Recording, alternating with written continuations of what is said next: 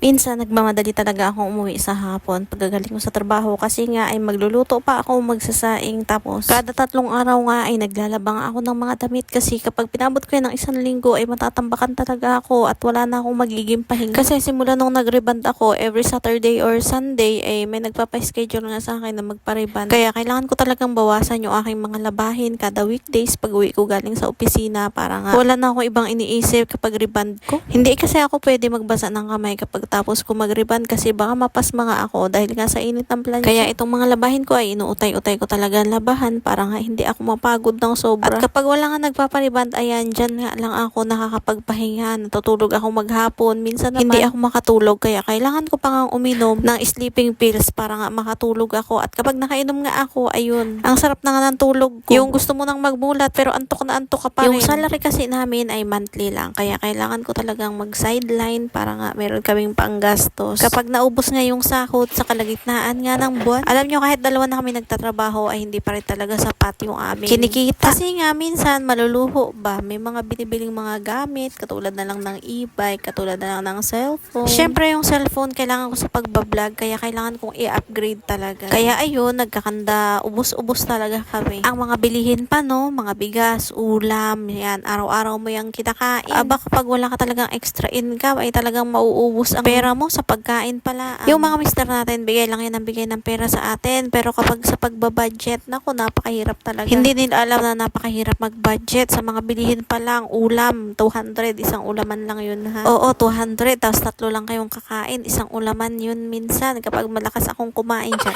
Hindi, sa totoo lang talaga, napakahirap mag-budget ngayon. Lalo na yung 1,000 mo, pag dinala mo sa palengke, pag uwi mo wala ng barya. Tapos ang nabili mo ay gagahagya laang, hindi ka pa nakapag-grocery ng sabon, ulam pa lang yun at bigas. Akala ba nila madali mag-budget? May naririnig ako dito na yung ibang mga mister nila, nakikita ko sa post na hinahanapan sila ng pera. Pero kung sa akin lang, kung ako yung tatanungin, naku, huwag niya ng paghanapan kasi nga yung mga bilihin ngayon ay tumaas tapos ang liit-liit ng salary. So ayan, nagdrama na naman tayo. Hanggang dito lang for today's video at mukhang mahaba pa ang aking mga sinasabi.